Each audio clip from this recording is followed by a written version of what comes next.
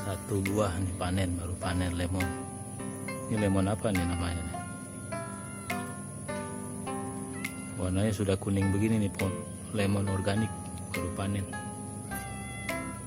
Kalau yang belum matang begitu tuh. Nah, jadi lemon yang baru panen di halaman rumah ya. Ini berapa bulan ditanam nih? Das. Hah?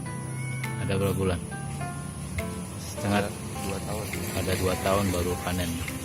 Karena tanpa pupuk ini ya. Jadi lemon organik. Nah, itu ladangnya tuh ya, depan rumah. Nah, ini juga. Ini yang belum kuning warnanya.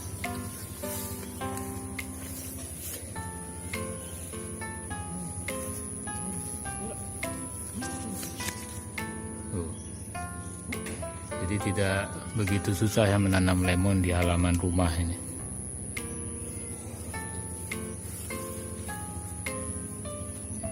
Nah, ini apa namanya?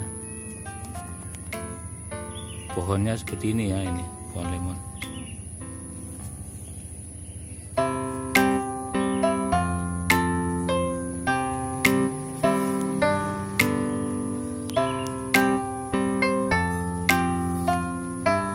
Begitu saja informasinya. Assalamualaikum.